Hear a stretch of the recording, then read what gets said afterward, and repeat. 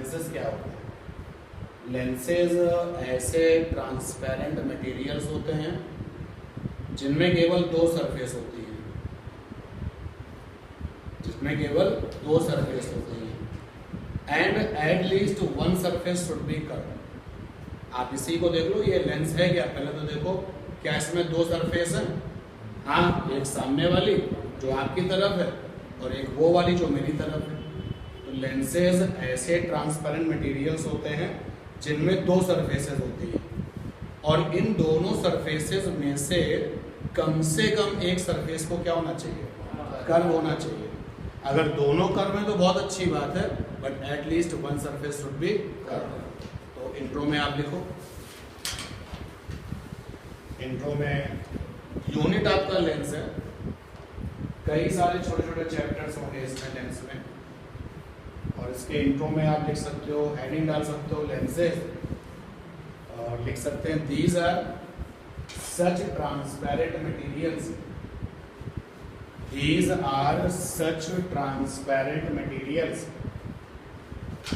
these are such transparent materials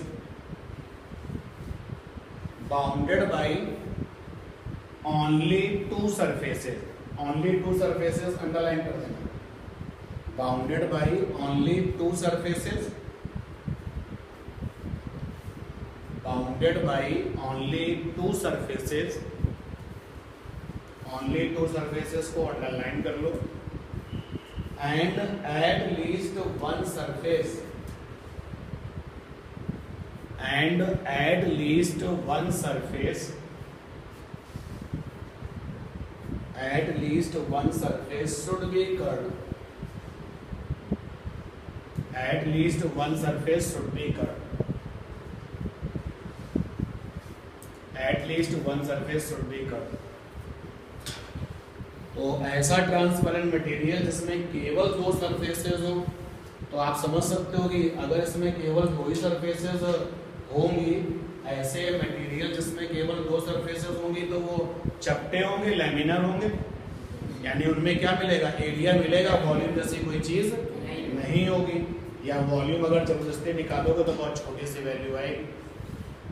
तो अब अगर हम लेंसेज को देखें जनरल वे में, तो हो सकता है कि फैक्ट्री में बनने वाला लेंस हमको ऐसा दिखे, डिस्क के शेप जैसा, दस्तरी जैसा ही, एक सरफेस इधर वाली है, एक इसके पीछे वाली है, और ज्योमेट्रिकल शेप इसकी कैसी है? सर्कुलर। हो सकता है कि आपके पास में कोई लेंस इस तरीके का दिखे, ज्योमेट्री वाइज बात हो रही है। At least one surface should be curved, B alert about it, कि दो सरफेसेस में से एक सरफेस को तो कर्व होना ही पड़ेगा। दोनों कर्व है तो बहुत अच्छी बात है, but at least one surface should be curve. तो ज्योमेट्री के अकॉर्डिंग हमें जब लेंसेज देखने को मिलते हैं, तो ये देखिए रेक्टेंगुलर शेप है, इसमें भी दो सरफेसेस हैं, एक इधर वाली है, एक उधर वाली, और कंफर्म है कि कम से कम एक सरफेस को तो कर्व होना ही पड़ेगा। ज्योमेट्री में लेंसेज बहुत तरीके के आपको दिख सकते हैं, स्क्वायर शेप दिख सकता है, ट्राइंगल का शेप लिख सकता है, हो सकता है कि ऐसा कोई लेंस दिखे जिसका कोई रेगुलर शेप ही ना, अजीब सा इरेगुलर वाला शेप है, बट ऑल आर द लैमिनर्स। ये सारी ज्योमेट्री कैसी है? लैमिनर्स है, चपटी है, इनमें एरिया होगा, वॉल्यूम होगा ही नहीं, अगर आप निकालोगे तो बहुत छोटा सा होगा। लेकिन फिजिक्स में जो लेंसेज होंगे ज्योमेट्री के हिसाब से नहीं बनाए जाएंगे, सरफेस के हिसाब से बनाएंगे। जैसे ये सर्कुलर शेप लेंस है, हमने इसको छू के देखा तो सामने वाली सरफेस को छुआ तो एकदम प्लेन था, और फिजिक्स में प्लेन को कैसे लिखा गया? Straight line. कैसे बनाया गया? Straight line. तो ये वाली सरफेस प्लेन थी तो हमने स्ट्रेट लाइन बना दी, और फिर हमने इसके पीछे वाली सरफेस को छुआ, टच किया तो वो कॉन्वेक्स थी। ये देखिए ज्योमेट्री में जिस लेंस की शक्ल सर्कुलर है, फिजिक्स में उसकी शक्ल कैसे दिख रही है? एक्चुअली ज्योमेट्री तो दिख ही नहीं रही है, फिजिक्स में जो लेंसेज की फोटोज बनेगी वो केवल आपको क्या बताएंगी? दोनों सरफेसेस का हालचाल। तो अगर ये वाली पिक्चर हम लेंस की आपके सामने रखें तो बड़ा मुश्किल है ये बता पाना कि ये लेंस देखने में कैसा था, कि स्क्वायर जैसा था या सर्कल जैसा था, ये नहीं बता पाएंगे। लेकिन ये पक्का है कि इस लेंस की दोनों सरफेसेस में से एक सरफेस जो है वो प्लेन है, प्लेन मतलब सीधी लाइन, और जो दूसरी वाली सरफेस है वो कैसी कॉन्वेक्स है। सिमिलरली यहाँ पर गए जो रेक्टेंगुलर वाला लेंस था, हमने इसकी सामने वाली सरफेस को छुआ तो कॉन्वेक्स था, पीछे वाली सरफेस को छुआ वो भी कॉन्वेक्स था। तो भाई इस लेंस की दोनों सरफेसेस कॉन्वेक्स हैं नेचर में, तो ये तो हम पक्का कर पाएंगे कि दोनों सरफेसेस का हालचाल कैसा है। सरफेसेस का हालचाल देख करके ज्योमेट्री का हालचाल बताना कैसा है, इम्पॉसिबल है। अब जैसे हमने लेंस का फोटो ये बनाया और आपसे पूछा कि बताओ लेंस कैसा था, तो maybe square shape, maybe rectangular shape, maybe triangle shape, but here we confirm कि इसकी दोनों सरफेस कैसी हैं, कॉन्वेक्स। फिर हमने एक लेंस को और टच करके देखा तो उसकी वो सरफेस जिसको हमने सामने से टच किया वो कॉन्केव थी, और पीछे वाली सरफेस को टच किया तो वो प्लेन थी। तो लीजिए एक लेंस आपका आ गया प्लेन कॉन्केव। कुल मिलाकर के सरफेसेस के according to the nature of surfaces lenses आपके क्या है, कई प्रकार के हैं। देखिए according to surface nature, according to surface nature, surfaces nature as according to surfaces nature comma lenses are different types, lenses are different types, lenses are different types such as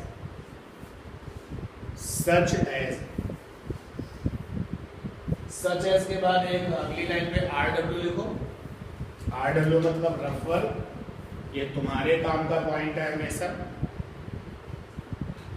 अब देखिए लेंसेज का नाम कैसे लिया जाता है। जैसे इस वाले को हमने जब बनाया तो मैंने पूछा इसका नाम क्या है, तो किसी ने कहा इसका नाम है प्लेन कॉन्वेक्स लेंस, और किसी ने कहा पहले अगर हम इसको नाम दे दें कॉन्वेक्स प्लेन लेंस, तो ये गलत है, ये सही है। यानी लेंसेज को नाम देने का, उसका नाम लेने का अपना एक तरीका होता है, और वो तरीका ये होता है उस सरफेस का नाम पहले लिया जाता है जिसका रेडियस ऑफ कर्वेचर ज्यादा होता है। भाई आपको पता है कि हर कर्व का अपना एक रेडियस ऑफ कर्वेचर होता है, और जो प्लेन होते हैं उनका रेडियस ऑफ कर्वेचर अनंत होता है, इनफाइनाइट होता है। तो इन दोनों में अगर हम देखें तो इसका जो रेडियस ऑफ कर्वेचर है वो इनफाइनाइट होगा, इसका कुछ ना कुछ तो होगा, फाइनाइट वैल्यू होगी, and that is why radius of curvature में रिच कौन है, प्लेन वाला, एंड दैट इज व्हाई इसको नाम मिलना चाहिए प्लेन कॉन्वेक्स लेंस। यहाँ देखो इस बात का फर्क नहीं पड़ेगा, क्योंकि इसका अगर रेडियस ऑफ कर्वेचर सपोज कर लेते हैं 20 सेंटीमीटर है और इसका रेडियस ऑफ कर्वेचर मान लेते हैं 60 सेंटीमीटर है, तो यहाँ पर दोनों ही कैसे हैं, कॉन्वेक्स कॉन्वेक्स। यहाँ पे अगर आप गलती भी कर देते तो कोई फर्क नहीं पड़ेगा, लेकिन जहां पर इफेक्ट आएगा वहां की तैयारी करिए। इसका नाम क्या होगा, प्लेन कॉन्वेक्स, तो RW में लिखिए। When we decide naming of lens, when we decide naming of lens, then first we count the surface, then first we count the surface, then first we count the surface, first we count the surface which having greater radius of curvature than other, greater radius of curvature than other, greater radius of curvature than other,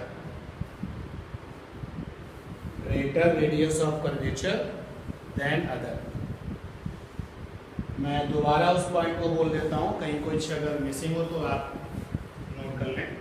When we decide naming of the lens, जब हम lens का नाम लेंगे, When we decide the naming of the lens, then first we count. तो सबसे पहले हम count करते हैं surface which having greater radius of curvature. पहले हम उस सरफेस का नाम लेते हैं, पहले हम उस सरफेस को काउंटिंग में लाते हैं जिसका रेडियस ऑफ कर्वेचर क्या है, ज्यादा है, देन अदर, दूसरे वाले से, देन THA, देन अदर। ठीक, अब आप बोर्ड पर जो डायग्राम्स है उनको बनाइए, यहाँ पे क्रॉस लगाइए, यहाँ पे टिक लगाइए, तो आपको याद रहेगा हमेशा। सिमिलरली यहाँ पर प्लेन कॉन्केव लेंस संबंध से concave plane lens, concave plane lens, ये रॉन्ग है और ये राइट है। यहाँ पर आप अगर गलती कर भी दें तो कोई फर्क नहीं पड़ता क्योंकि दोनों कॉन्वेक्स हैं। जिसका भी पहले नाम लोगे तो कॉन्वेक्स ही आएगा, जिसका बाद में नाम लोगे तो कॉन्वेक्स आएगा। इसके बाद में मैंने इस सरफेस को टच किया तो कॉन्केव थी, उसकी अदर सरफेस को टच किया तो भी कॉन्केव थी, कॉन्केव। नाउ दिस वन, इस वाली सरफेस को देखो तो ये कॉन्वेक्स है, और इस वाली सरफेस को देखो तो कॉन्केव। इसका नाम क्या होना चाहिए, इसका नाम है कॉन्केव कॉन्वेक्स लेंस। संबंध से इसका नाम है कॉन्वेक्स कॉन्केव लेंस। तो भैया ये गलत है और ये सही है। क्यों? क्योंकि आपको अगर पता है तो अच्छी बात है, नहीं तो जाने कि जब कॉन्वेक्स कॉन्केव लेंस होता है तो कॉन्केव वाले की रेडियस क्या होती है, ज्यादा।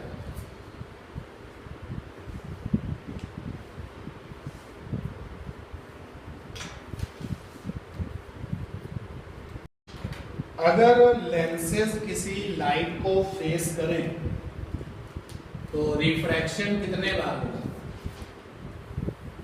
Light incident over the lens, then two refraction take place। सही है गलत? सही है। दो रिफ्रैक्शन टेक प्लेस, दो बार रिफ्रैक्शन हमेशा होता है। और इस दो बार रिफ्रैक्शन को डबल रिफ्रैक्शन मत बोलना, डबल रिफ्रैक्शन अलग चीज होती है, ठीक है? ऑप्टिक्स में डबल रिफ्रैक्शन अलग चीज है। Here two refractions take place because of the two boundaries। भाई इस सरफेस, क्योंकि लेंस में दो सरफेस होती है, तो इस सरफेस पर लाइट गिरने के बाद फिर अगली सरफेस पर आएगी तो वहां से रिफ्रैक्शन होगा, तो हमेशा दो बार रिफ्रैक्शन होगा। बट इस दो बार को आप डबल मत बोलिए, two refraction take place. Lenses में कोड होता है, कोडिंग होती है कि लेंसेज में सरफेस वन क्या है, तो surface one of lens means at which light incident, तो लेंस की जिस सरफेस पर लाइट गिरती है वो सरफेस नंबर वन कहलाती है। जैसे जो चश्मा हमने पहना हुआ है उसका सरफेस नंबर वन कौन सा है, मेरी साइड वाला या तुम्हारी साइड वाला? आपकी साइड वाला, क्योंकि यहीं से लाइट आकर के इस पर गिरेगी। मेरी साइड वाला लेंस जो है, मेरी साइड वाला जो सरफेस है वो सरफेस नंबर क्या है? तो जो सरफेस नंबर वन है वो लेंस का वो सरफेस होगा जिस पर लाइट जाके गिरेगी। और सरफेस नंबर वन की जो सेंटर ऑफ कर्वेचर होगी हम उसको C1 से रिप्रेजेंट करेंगे अगर जरूरत पड़ी, क्योंकि ये मानते हुए कि सरफेस नंबर वन क्या है, कर्व है। अगर कर्व नहीं है, प्लेन है, तो अगर प्लेन है तो सेंटर ऑफ कर्वेचर कहाँ पहुंच जाएगा, इनफाइनाइट पर, तो C1 से लिखा करेंगे। सरफेस नंबर वन का जो रेडियस ऑफ कर्वेचर होगा वो R1 से लिखा जाएगा। ये ट्यूनिंग हम लोगों को ट्यून करनी पड़ेगी। और जो सरफेस नंबर टू है, तो surface number two of lens is such surface, ये वो सरफेस होगी जहां से लाइट बाहर निकलेगी, from which light emerges, from which light emerges. जिस सरफेस से लाइट बाहर आएगी उसको हम सरफेस नंबर टू कहेंगे, और हम उसके करस्पॉन्डिंग सेंटर ऑफ कर्वेचर को C2 से लिखेंगे और करस्पॉन्डिंग रेडियस ऑफ कर्वेचर को R2 से लिखेंगे। ठीक है, क्लियर ही हो गया? अब जरा एक लेंस बना लेते हैं, इतने सारे चॉइस हैं, कौन सा बना लेते हो, कोई भी, चलो कॉन्वेक्स कॉन्वेक्स बना लेते हैं। तो ये हमने कॉन्वेक्स कॉन्वेक्स लेंस बना लिया, कॉन्वेक्स कॉन्वेक्स लेंस बना लिया, कोई भी आप चॉइस ले सकते थे। डिसीजन लो कि सरफेस वन किसको बनाना है, डिसाइड कर लिया इसको बनाना है और इसको बनाना है। तो क्लास हमको ये बताए कि मैंने तो डिसाइड कर लिया कि इसको 1 बनाना है, इसको 2 बनाना है, तो इस पर लाइट डालनी है, इससे निकालनी है। तो ये जो 1 नंबर सरफेस है उसका सेंटर ऑफ कर्वेचर कहाँ होगा, अंदाजे से, आइडिया से वही ट्रिक फॉलो करिए जो मिरर में सिखाई गई, राइट साइड में होगा पक्का। सरफेस 1 का centre of curvature right side में होगा और वो प्रॉपरली अपना जो है इमेजिनेशन पावर यूज करके आप उसकी लोकेशन बता दीजिए, ये रहा C1 ये, ठीक। और सरफेस नंबर 2 का रेडियस ऑफ कर्वेचर कहाँ होगा, सॉरी सेंटर ऑफ कर्वेचर कहाँ होगा, लेफ्ट में। और किस तरीके से उसको डिक्टेट करते हैं मिरर में आपको सिखाया था। तो यहाँ कहीं पर होगा C2, तो C1 और C2 को मिलाने वाली जो लाइन होती है that is called the principal axis. तो line passing through C1 C2, line passing through C1 C2, C1 C2 is called principal axis। ये प्रिंसिपल एक्सिस हो गया भाई, प्रिंसिपल एक्सिस तैयार हो गया। अब आप देखिएगा इस समय हमारा मार्कर कहां पर है, आंसर है कि प्रिंसिपल एक्सिस पर है और सरफेस नंबर 1 पर है, प्रिंसिपल एक्सिस पर भी है और सरफेस नंबर 1 पर भी है। तो सरफेस नंबर 1 से C1 तक की जो दौड़ होती है that is called radius of curvature R1, ठीक। और सरफेस नंबर 2 से जो C2 तक की दौड़ होगी वो क्या होगी, R2। तो रेडियस ऑफ कर्वेचर R1 हो गया और R2 हो गया। नोट करिए ये फीचर्स सब।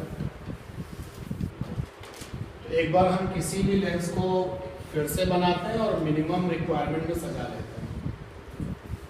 कॉन्वेक्स कॉन्वेक्स ही लें, ये लीजिए कॉन्वेक्स कॉन्वेक्स लेंस लीजिए। डिसाइड हो चुका है कि ये फर्स्ट सरफेस बनानी है, ये सेकंड बनानी है। तो जो आइडिया होता है गैस अप्रोच होती है उससे C1 को सर्च किया और C2 को सर्च किया, जो स्ट्रेट लाइन C1 C2 से पास होगी वो कहलाती है प्रिंसिपल एक्सिस। अब ये नंबर 1 है, लीजिए कंफर्म है कि इसी पर जाके लाइट को डालेंगे। तो हमने लाइट को इस सरफेस पर गिरा दिया। अब पहली वाली सरफेस से ऑप्टिकल फिनोमेना होगी, करके नहीं दिखा रहे। फिर दूसरी वाली सरफेस से भी ऑप्टिकल फिनोमेना होगी। फाइनली जब देखा हमने कि पहली वाली सरफेस पर जो लाइट हमने इंसिडेंट की थी उसका नाम था स्मॉल a स्मॉल b, फिर ये लाइट लेंस के अंदर गई और लेंस के अंदर जाने के बाद क्या हो गई a डैश और b डैश, फिर ये सेकेंड सरफेस से बाहर निकली। तो मान लेते हैं कि सेकेंड सरफेस से बाहर निकलने के बाद A डैश इस रास्ते जा रहा था, A डबल डैश बन चुका था, और B डैश इस रास्ते जा रहा था और B डबल डैश बन चुका था। फाइनली जब लाइट निकल के आई और वो प्रिंसिपल की तरफ डेविएट हो रही है, प्रिंसिपल एक्सिस की तरफ, ये जो A डबल डैश है वो प्रिंसिपल एक्सिस की तरफ जा रहा है और B डबल डैश भी प्रिंसिपल एक्सिस की तरफ जा रहा है। तो कहा जाएगा कि लेंस में नेचर कैसा है, कन्वर्जिंग। कैसा नेचर है, कन्वर्जिंग। अगर ऐसा हो जाता है कि A डैश जब बाहर निकला तो उसको हमने A डबल डैश कह दिया और जब B डैश बाहर निकला तो उसको हमने B डबल डैश कह दिया। अब आप देखिए ये जो line A double dash B double dash है प्रिंसिपल एक्सिस से क्या हो रही है, दूर जा रही है। तो ये लेंस कैसा हो जाएगा, तो बाहर निकलने वाली लाइट कन्वर्ज होगी या डाइवर्ज होगी that decided by the nature of the lens, ठीक है ना। तो nature of the lens decided by the surrounding medium, को आगे आप लोग देखेंगे। मैं केवल आपको भी यहाँ इतना बताने की कोशिश कर रहा हूँ कि अगर आप लेंस पर इमेज बनाओगे तो ऑब्जेक्ट से लाइट आकर के सरफेस नंबर 1 पर गिरेगी और फिर वो लेंस के अंदर जाएगी और फिर वो निकल करके बाहर आएगी। अब ऑप्टिकल फिनोमेना होने के बाद लाइट जहां कट करती है वो क्या इमेज होगी। अब यहाँ देखो A डबल डैश और B डबल डैश अपने आप कट करने वाले हैं नहीं। तो जब A डबल डैश को हम पीछे की तरफ ले जाएंगे एंड B डबल डैश को पीछे तरफ ले जाएंगे तो ये इमेज बनेगी, लेकिन ये इमेज कैसी होगी, VI माने virtual image, V for virtual, I माने इमेज। तो ओवरऑल लेंस कभी रियल इमेज बनाएगा तो कभी वर्चुअल बनाएगा। लेंसेज से जुड़ा हुआ जो फार्मूला है उसको लिखते हैं। तो ऐसा फार्मूला जिसको कि हम फार्मूला फॉर लेंस के नाम से जानते हैं। देखो ये भी ऑप्टिक्स का, रे ऑप्टिक्स का गुडलक है। जिसने भी इमेज बनाई है हमेशा उसने एक फार्मूला भी दिया। मिरर ने इमेज बनाई तो फार्मूला मिला, फिर प्लेन वाली बाउंड्री ने इमेज बनाई तो फार्मूला मिला। कौन सा फार्मूला था, μ2 by μ1 is equal to v by u। फिर सिंगल कर्व सरफेस ने बनाई तो फार्मूला मिला। आज लेंस इमेज बना रहा है तो फार्मूला मिलता है। क्या मिलता है बताते हैं। तो फार्मूला फॉर लेंस है μ3 बाई v माइनस का μ1 by u, μ2 minus μ1 by r1 और प्लस का है μ3 माइनस μ2 बाई r2। आपके अपने सिलेबस के जो लेंसेज हैं वो थिन है, अगर मेंशन नहीं किया जाता तो अंडरस्टूड थिन। जब लेंसेज में थिक कहा जाएगा तो थिक के बारे में सोचना, अदरवाइज हम लेंसेज के जो भी कॉन्सेप्ट पढ़ेंगे सारे पतले लेंस के लिए हैं। तो आप यहाँ पर नोटिस करिए कि जो इस फार्मूले में R1 क्या है, R2 क्या है जान चुके हो। R1 R2 क्या है, फर्स्ट और सेकंड सरफेस की करस्पॉन्डिंग रेडियाई ऑफ कर्वेचर। तो R1 और R2 जो है आर रेडियाई ऑफ कर्वेचर। जिसके साथ 1 है वो R1 है, जिसके साथ 2 है वो R2। जो सरफेस नंबर 2 है उसके लिए R2, जो सरफेस नंबर 1 है उसके लिए R2। And what are U and V? U क्या है, ऑब्जेक्ट डिस्टेंस फ्रॉम लेंस। लेकिन अंदर की बात है कि फ्रॉम लेंस नहीं, फ्रॉम फर्स्ट सरफेस,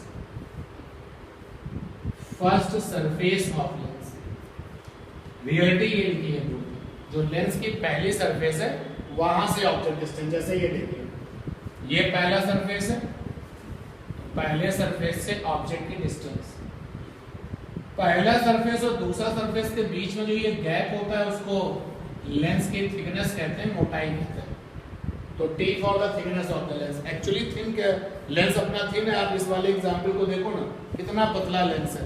तो क्या पहला सरफेस क्या दूसरा सरफेस, पहला सरफेस दूसरा सरफेस बहुत बहुत क्लोज है। तो जनरल वे में हम बोलना शुरू कर देते हैं U means object distance from the lens. लेकिन अंदर की बात क्या है, U means object distance from the first surface of the lens. और V यहाँ पर क्या है, image distance from lens, from lens. लेकिन अंदर की बात ये है, रियलिटी ये है second surface of lens, second surface of lens. लेकिन लेंसेज हमारे ये सिलेबस के बहुत पतले हैं, तो पहली सरफेस दूसरी सरफेस इतनी क्लोज है कि हम ऑर्डिनरी वे में इनको बोलना शुरू करते हैं, कहना शुरू करते हैं V means distance of image from the lens. जैसे अभी फिलहाल इमेज ये बनी है, तो ये सेकेंड सरफेस है, तो ये सेकेंड सरफेस से डिस्टेंस ऑफ इमेज, ठीक है ना। U हो गया, V हो गया, R1 हो गया, R2 हो गया। नाउ वेरी इंटरेस्टिंग, μ2 क्या है, μ2 है Ri of lens material, Ri of lens material. जो लेंस का मटेरियल है उसका Ri है। 99% आपको ये नहीं दिया जाएगा। ऑलवेज लेंस किसका बना है, कांच का, glass understood. Be alert about μ1। μ1 क्या है, तो μ1 है Ri of medium, Ri of medium where incident light present, incident light present तो देखो मेरी जो इंसिडेंट लाइट है उसका नाम क्या है, ए और बी। तो सपोज कर लेते हैं कि यहाँ पर एयर प्रेजेंट है, तो म्यू1 माने ए। कुछ लोग अपने मन से यहाँ पे जुगाड़ निकालते हैं। म्यू1 के बारे में क्या बोलते हैं, म्यू1 है R I of medium, are I of medium जहां ऑब्जेक्ट है। तो ये बात आपकी बहुत स्पेशल सिचुएशन में गलत हो जाएगी, इसलिए आप हमेशा याद रखें कि म्यू1 माने क्या, आर आई ऑफ मीडियम जहां इंसिडेंट लाइट है। अभी आप उनसे बहस कर सकते हो, सर सही तो है भाई, जिधर ऑब्जेक्ट है वही तो म्यू1 है। मैं क्या कह रहा हूँ, स्पेशल कंडीशन में ये बात गलत हो जाएगी। अभी मैं थोड़ा सा आपको इस पर सिचुएशन दिखाता हूँ। और जो म्यू3 है वो क्या है, म्यू3 है R I of medium where emerging light present, emerging light present. कुछ लोग अपने मन से ही, हमने तो नहीं बताया, लेकिन अपने मन से एक पॉइंट निकालते हैं और उनके उस पॉइंट से 2-4 क्वेश्चन भी निकलने लगते हैं। शायद उनका पॉइंट एक कॉन्सेप्ट है, तो लिखते हैं म्यू3 है R I of medium, are I of medium जहां इमेज है। तो आप ये गलती मत करना, फंस जाएंगे आप। देखो ये तो यहीं पर फंस गया। देखिए सपोज कर लो यहाँ पे ग्लिसरीन है, जिनको ओरिजिनलिटी पता है वो म्यू3 का मतलब क्या समझेंगे, ग्लिसरीन। और जिनको ये गलत बात पता है वो म्यू3 का मतलब क्या समझेंगे, एयर। फंस गया। तो म्यू1 और म्यू3 को लेकर के आप वही जाने जो रियलिटी है, जो आपको कभी भी सिचुएशन में फंसाएगी नहीं। शॉर्टकट अगर इसका होता तो हम आपको वो बताते हैं। अगर उस सिचुएशन पर ध्यान देते हैं, जो लोग ये समझते हैं, अपने मन से कॉन्सेप्ट डेवलप करते हैं कि म्यू1 का मतलब वो जहां पर ऑब्जेक्ट है। देखो मैं एक सिचुएशन आपके लिए फ्रेम करता हूं। ये हमारे पास में कन्वर्जिंग लाइट थी, तो कन्वर्जिंग लाइट थी और ये कन्वर्जिंग लाइट आ रही है और यहाँ पर जाकर के अपना मिलती है। तो इस जगह का नाम क्या है, वर्चुअल ऑब्जेक्ट। ठीक, वर्चुअल ऑब्जेक्ट। अब हमने क्या किया कि यहाँ पर एक लेंस डाल दिया, चलो मान लो कॉन्केव लेंस डाल दिया। तो जब जैसे ही कॉन्केव लेंस डाल दिया तो इसके आगे का रास्ता अब तो तय नहीं हो पाएगा, क्योंकि अब तो लाइट जब आगे बढ़ेगी, जो डॉटेड वाला हिस्सा हम दिखा रहे हैं, क्या ये वाला हिस्सा अब होगा, नहीं होगा। क्योंकि अब जो लाइट आगे बढ़ेगी लेंस से निकलने के बाद वो क्या करके आएगी, ऑप्टिकल फिनोमेना करके आएगी। अब जैसे मैंने लेंस डाल दिया तो लेंस के इस तरफ हमने सेट किया वाटर और लेंस बनाया कांच का, उधर सेट कर दिया मैंने सपोज कर लीजिए एल्कोहल। अब देखिए क्या गड़बड़ी है, अब आगे इमेज बनेगी, सारी सिचुएशंस आगे जाएंगी। देखो जिन्होंने ये याद किया होगा, तो म्यू1 का मतलब है आर आई ऑफ मीडियम जहां ऑब्जेक्ट है, उनके लिए म्यू1 क्या होगा, एल्कोहल। और जिनको ये पता है कि म्यू1 का मतलब है आर आई ऑफ मीडियम जहां इंसिडेंट लाइट है, उनके लिए म्यू1 क्या होगा, सच्चाई क्या है, water. And that is why ये दोनों चीजें हमने लिख करके क्रॉस की हैं। आप इस जुगाड़ के चक्कर में मत पड़िएगा, नोट करिए। तो ये जो फार्मूला है ये किसी भी लेंस के लिए फिट होने वाला फार्मूला है और हमेशा इसको यूज करते हैं विद साइन कन्वेंशन। तो एक बात यहाँ पर ये, use this formula with sign convention. ठीक, अब इसके बाद में हम बात करते हैं फर्स्ट फोकस की। स्टॉप राइटिंग, नोट करना बाद में। फर्स्ट फोकस, जिसको कि हम कैपिटल F1 से लिखते हैं, और फर्स्ट फोकल लेंथ इसको हम स्मॉल f1 से लिखते हैं। जानते हैं क्या होता है, ये भी जानते हैं क्या होता है, और इसको निकालते कैसे ये भी जानते हैं। तो समझो सब लोग, एक हमारे पास में लेंस है, यहाँ लिख दिया लेंस, लेंस का फोटो नहीं बनाया। अगर मैं बनाता तो आप बोलते सर ये वाला आपने क्यों लिया, और कोई ले लेते तो लेंस लिख दिया। समझना जो आप सेंटेंस थे पिछली वाली क्लास में, ये लेंस रख दिया, यहाँ पर ऑब्जेक्ट रखा तो लेंस ने इमेज यहाँ बना दी, फिर ऑब्जेक्ट हमने यहाँ रखा, लेंस ने मान लेते हैं इमेज यहाँ बना दी। ऐसे लगातार ट्राई करते रहिए। फिर हमने ऑब्जेक्ट यहाँ रखा तो लेंस ने इमेज कहाँ बनाई, इनफाइनाइट पर। इसी जगह का नाम है फर्स्ट फोकस। यानी फर्स्ट फोकस क्या है, फर्स्ट फोकस जो है यहाँ पे लिखता है कैपिटल F1। कैपिटल F1 का नाम है first focus. Capital F1 is position of object, position of object जिसके लिए for which image form eight infinite, image form eight infinite. तो फर्स्ट फोकस ऑब्जेक्ट की वो पोजीशन होती है जिसको अगर हम मेंटेन कर दें तो इमेज कहाँ बनती है, इनफाइनाइट। और ये कोई भी कर सकता है, ये मत समझना कि ये केवल लेंस कर सकता है। मिरर से ये काम करा लो कि मिरर के सामने ऑब्जेक्ट यहाँ रखा, अगर इमेज इनफाइनाइट पर बनी तो ये जो जगह है ये मिरर के लिए क्या बनेगी, फर्स्ट फोकस। तो फर्स्ट फोकस हो गया।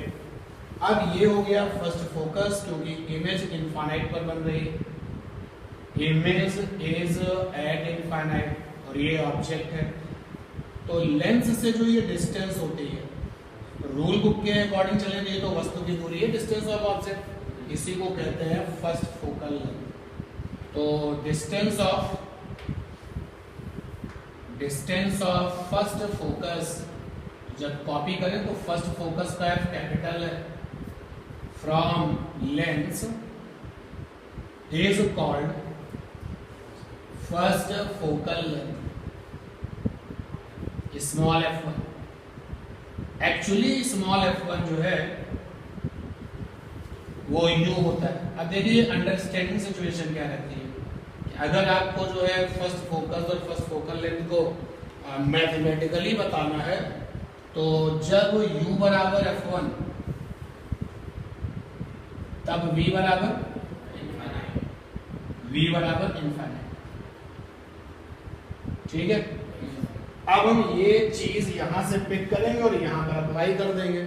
ये फार्मूला हमको क्या दे देगा, फर्स्ट फोकल लेंथ निकालने का एक और फार्मूला। ठीक है, नोट करिए इसको। अब आप देखिए सेकेंड फोकस क्या होता है।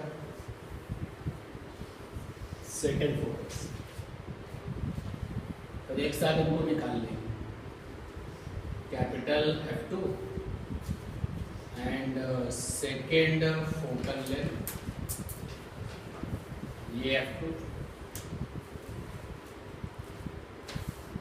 तो सेकेंड फोकस और second focal length. Second focus के लिए आपको लेंस को एक ऐसे ऑब्जेक्ट के सामने रख देना है जो इनफाइनाइट पर। यहाँ लिख रहे हैं कि object is eight infinite. Object infinite पर है, लेंस ने इमेज कहाँ बनाई, हो सकता है कि यहाँ इमेज बनाए, ये भी हो सकता है कि इमेज यहाँ बनाए, तो कहीं ना कहीं तो इमेज बनाएगा। सपोज कर लेते हैं कि इमेज यहाँ बनी है, इस जगह का नाम है सेकेंड फोकस। यानी second focus is position of image for which object is eight infinite. Object is eight infinite, ये हो गया आपका सेकेंड फोकस। अब जो डिस्टेंस होती है सेकेंड फोकस की लेंथ से, एक्चुअल में तो ये v है, इसी को क्या कहते हैं, सेकेंड फोकल है। Distance of second focus, distance of second focus from the lens is called second focal length, F2 second focal length। Understanding आपको ऐसे रखनी है कि जब हम बात करते हैं सेकेंड फोकल लेंथ की तो u इज इक्वल टू क्या होता है, u इज इक्वल टू होता है इनफाइनाइट, तो v इज इक्वल टू क्या होता है।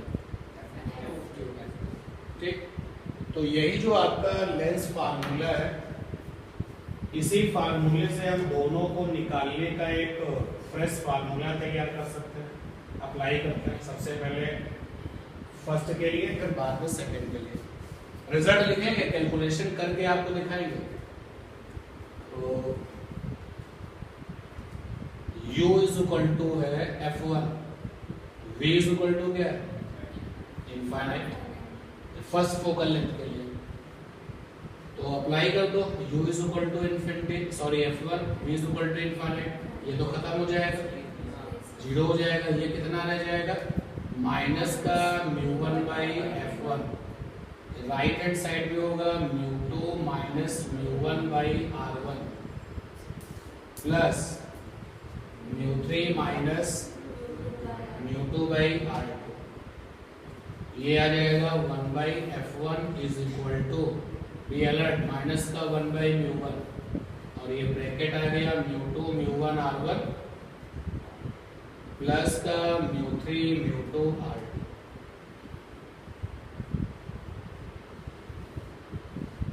ये तो f1 आ गया, यानी कि इस फार्मूले से आप f1 निकाल लोगे। और आपको ये पता है कि इस फार्मूले में साइन कन्वेंशन मांगा जाता है, तो इससे जो आने वाला रिजल्ट है उसमें भी साइन कन्वेंशन मांगा जाएगा। चलते हैं सेकंड फोकल लेंथ के लिए, u is equal to infinite और v is equal to f2। आप चाहे ना तो रफ कॉपी में इसको ट्राई कर लेना। अगर हम u की जगह पे इनफाइनाइट लिखेंगे और v की जगह पे f2 लिखेंगे तो रिजल्ट आएगा 1 बाई f2। 1 बाई f2 की वैल्यू आएगी 1 बाई μ3 और ब्रैकेट में आएगा μ2 μ1 r1 और प्लस μ3 μ2 r2। तो जितनी भी numerical problems first focal length की होंगी वो इस फार्मूले से निकलेंगी, इस वाले फार्मूले से। जितनी भी सेकंड फोकल की होंगी वो इस फार्मूले से। बहुत फेमस क्वेश्चन होता है कि लेंस की फर्स्ट फोकल लेंथ और सेकंड फोकल लेंथ में रिलेशन क्या है। तो रिलेशन जरा देखते हैं, relation between f1 and f2, focal length के f स्मॉल में बनाएंगे तो देखो 1 बाई f1 क्या है, 1 बाई f1 है आपका माइनस का 1 बाई μ1 ब्रैकेट में μ2 μ1 r1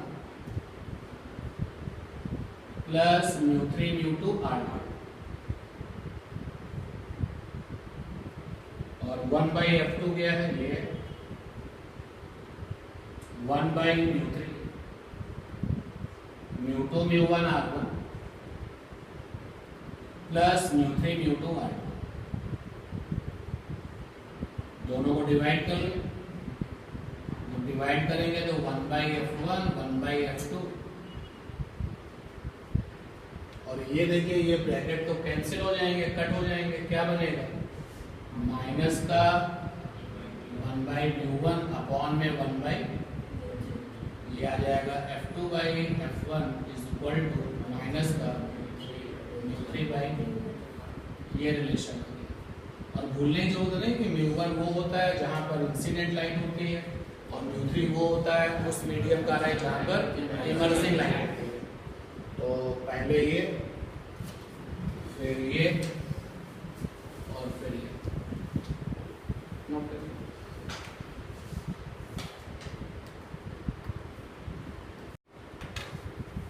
ये रिलेशन आ गया। अब एक क्वेश्चन आपके लिए है कि अगर लेंस के सराउंडिंग का मीडियम यूनिफॉर्म तो फर्स्ट फोकल लेंथ की वैल्यू और सेकंड फोकल लेंथ की वैल्यू इक्वल होगी। अभी आप देख रहे हो ना आप किस तरीके की सिचुएशन में हो, आपके पास में μ1 है, आपके पास में μ2 है, आपके पास में μ3 है।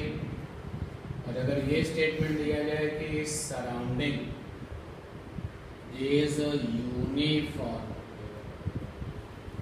for given lens, तो गिवन लेंस अगर ग्लास का बना हुआ है तो उसके साथ तुम कुछ कर नहीं सकते। सराउंडिंग यूनिफॉर्म यानी इधर जो मीडियम होगा उधर भी वही मीडियम होगा, ये तो मतलब हुआ।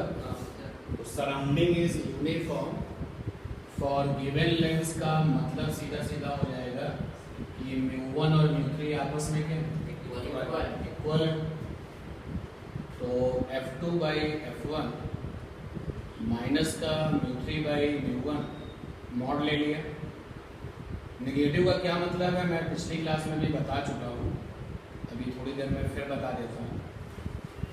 मॉड ले लिया, अब μ3 और μ1 बराबर तो कैंसिल, तो mod of f2 is equal to क्या हो गया मॉड ऑफ f1, तो दोनों की दोनों फोकल लेंथ आपस में क्या हो जाती है।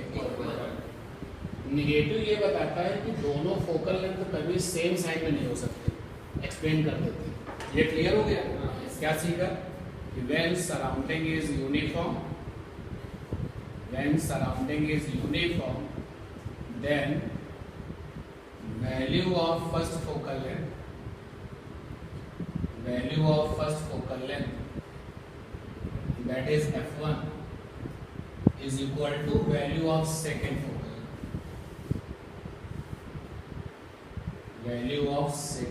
focal length, that is ये सीखा हमने जस्ट अभी। ये नेगेटिव क्या है इसको समझ लो, पिछली क्लास में भी आपको सिंगल कर्व सरफेस के लिए बताया था। अगर आप देखो यहाँ पर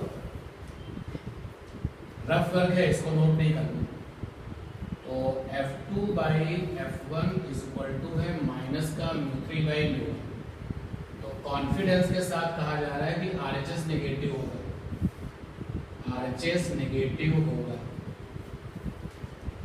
क्यों? क्योंकि रिफ्रैक्टिव इंडेक्स तो कभी नेगेटिव होता नहीं है, तो μ1 की वैल्यू कैसी होगी पॉजिटिव, और μ3 की वैल्यू तो कैसे होगी पॉजिटिव, तो रेशियो जब निकलेगा तो किसमें आएगा पॉजिटिव, तो ये नेगेटिव रह जाएगा, यानी कि राइट हैंड साइड क्या होगा नेगेटिव होगा। अगर राइट हैंड साइड नेगेटिव होगा तो LHS को भी क्या होना चाहिए नेगेटिव होना चाहिए। LHS नेगेटिव कब हो पाएगा जब f1 या f2 में से कोई एक पॉजिटिव दूसरा क्या नेगेटिव। तो इसका मतलब ये हो गया कि फर्स्ट फोकल लेंथ और सेकंड फोकल लेंथ कभी सेम साइन में नहीं हो सकते। अगर फर्स्ट फोकल लेंथ नेगेटिव है तो सेकंड फोकल लेंथ पॉजिटिव, और अगर सेकंड फोकल लेंथ आपकी पॉजिटिव है तो फर्स्ट फोकल लेंथ नेगेटिव, ये मतलब हुआ इसका। तो एक चीज हमने यहाँ पर ये सीखी, ठीक। अब जब ये सराउंडिंग यूनिफॉर्म हो गया तो सिचुएशन पर जरा आए, नोट पर चलते हैं। फॉर लेंस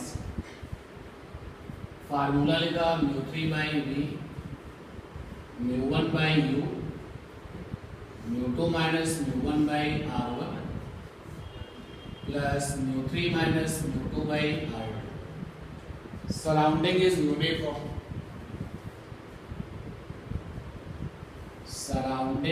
यूनिफॉर्म, जिसका मतलब है μ3 बराबर μ1। जरा इस कंडीशन को यहाँ अप्लाई करना है, ठीक है, और उन सिचुएशंस के साथ अप्लाई करते हैं जो कंडीशन वो थी सेकेंड फोकल लेंथ की। सराउंडिंग इज यूनिफॉर्म मींस μ3 बराबर μ1 and for second focal length